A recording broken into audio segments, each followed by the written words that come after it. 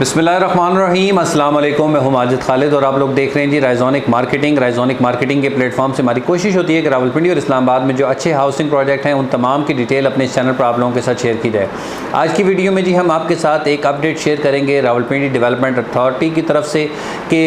11 housing societies के ख़िलाफ़ एक ग्रैंड ऑपरेशन किया गया चक्री रोड पर और 14 सितंबर को ये जो एक्शन है वो RDA की तरफ से लिया गया, जिनमें बहुत बड़ी बड़ी सोसाइटीज़ भी जो हैं वो शामिल हैं, जिसकी कंप्लीट डिटेल्स आज आपके साथ शेयर करेंगे। बहुत शुक्रिया उन तमाम लोगों का जिन लोगों ने हमारे चैनल को सब्सक्राइब किया हुआ है, वीडियोस को लाइक किया है, और नए आने वाले दोस्त से आपसे मेरी गुजारिश है कि आप भी हमारे चैनल को सब्सक्राइब कर दें ताकि रियल एस्टेट के हवाले से आप तक मुस्तनिद इन्फॉर्मेशन टाइम टू टाइम पहुँचती रहे। रावलपिंडी डेवलपमेंट अथॉरिटी की तरफ से एक पोस्ट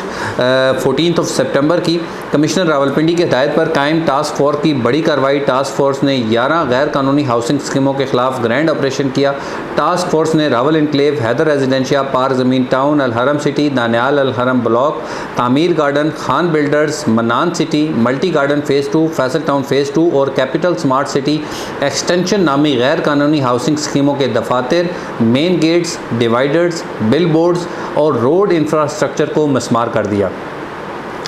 ये रिपोर्ट रावलपिंडी डेवलपमेंट अथॉरिटी की तरफ से जो है वो पेश की गई है, जिसको हम अप्रिशिएट करते हैं कि आप तमाम लोगों ने एक अच्छी जो है वो एक्शन लिया है। लेकिन इसके साथ साथ इन सोसाइटीज़ के बहुत सारे डॉक्यूमेंटेशन जो हैं वो रावलपिंडी डेवलपमेंट अथॉरिटी में मौजूद हैं और उनमें बहुत सारी जो चीज़ें हैं वो आवाम के सामने वाज़े तौर पर नहीं हैं। अगर ये आप एक्शन लेते हैं और इसमें जिन लोगों ने यहाँ पर अपनी इन्वेस्टमेंट की हुई है, इनमें बहुत सारी सोसाइटीज़ ऐसी भी हैं जिनके RDA में जो डॉक्यूमेंटेशन है वो 3-3 साल से 4-4 साल से फ़ाइल्स मौजूद हैं और वो फ़ाइल्स नीचे से नीचे की तरफ ही जाती जा रही हैं। इस चीज़ की गहराई में अगर जाया जाए तो फिर आपको अंदाज़ा हो सकता है कि किस वजह से ये डॉक्यूमेंटेशन जो है वो स्टिल अंडर प्रोसेस हैं। मेरे ख्याल में RDA को इस चीज़ पर भी काम करना चाहिए कि जो भी हाउसिंग सोसाइटीज़ RDA में अपने डॉक्यूमेंटेशन सबमिट करती है, उन तमाम डॉक्यूमेंट की, उन तमाम NOCs के हवाले से आम पब्लिक को इस चीज़ से आगाह रखा जाए, ताकि क्योंकि जो RDA में जो NOC के मामलात हैं इसमें 13 से 14 डिपार्टमेंट हैं और सबसे मेन जो प्रॉब्लम है, अगर सोसाइटी के पास लैंड मौजूद नहीं है और फिर भी वो सेलिंग कर रही है तो ये एक बहुत बड़ा जो है वो जो आम आवाम है उसके लिए एक नुकसान का सबब बन सकती है। इसके साथ साथ एक ऐसे एरिया में सोसाइटी जिसमें गवर्नमेंट की तरफ से मंजूरी नहीं हो सकती, किसी भी जो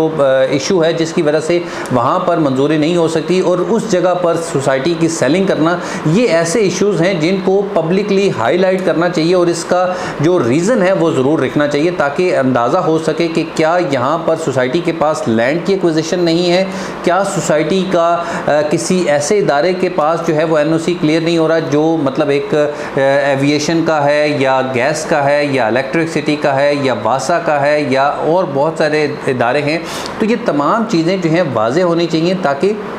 अगर कोई लोग अर्ली स्टेज पर किसी क्रेडिबल ग्रुप के साथ अपनी इन्वेस्टमेंट का इंतखाब करना चाहते हैं और वो भी इंस्टॉलमेंट पे, तो उन लोगों को अपनी जो रिस्क फैक्टर हैं उस चीज़ का अंदाज़ा होना चाहिए, क्योंकि 110% लोगों के पास कैश मौजूद नहीं है कि आप डेवलप सेक्टर में 5 मरले का प्लाट 70 से 80 लाख करोड़ रुपये में आप हासिल कर सकें।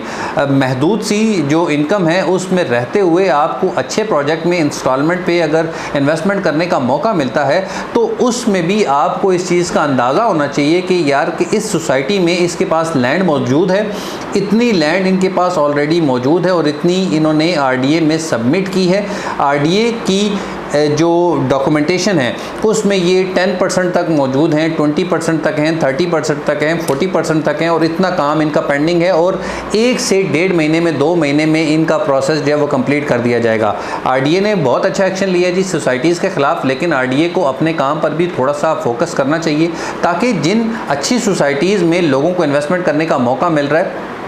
उनको ज़रूर अप्रिशिएट करना चाहिए, क्योंकि हाउसिंग सोसाइटीज़ में जो अभी गैप है, जो हाउसिंग की नीड है, उसे पूरा करने के लिए पब्लिक सेक्टर में ये सोसाइटीज़ काम कर रही हैं और अगर इनको एक अच्छा एनवायरनमेंट अगर क्रिएट करके दिया जाएगा तो मेरे ख्याल में एक अच्छी इन्वेस्टमेंट अपॉर्चुनिटी जो है वो क्रिएट होगी, ना सिर्फ लोकल इन्वेस्टर्स के लिए बल्कि ओवरसीज़ से इंटरनेशनल इन्वेस्टर्स के लिए भी यहाँ पर एक अच्छी जो है वो गैप मिल सकेगा और यहाँ पर एक अच्छी सरमायाकारी हो सकेगी। और हम अप्रिशिएट करते हैं कि जो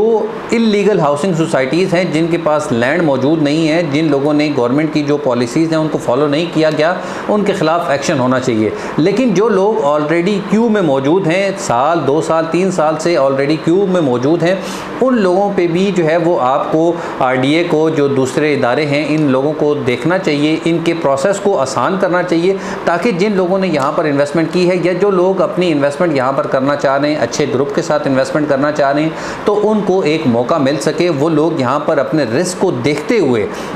रिस्क को गेज करते हुए अपनी इन्वेस्टमेंट को यहाँ पर प्लान कर सकें। इंशाल्लाह अगली वीडियोज़ में आपसे फिर मुलाकात होगी। जब तक के लिए अल्लाह हाफ़िज़, अस्सलाम वालेकुम।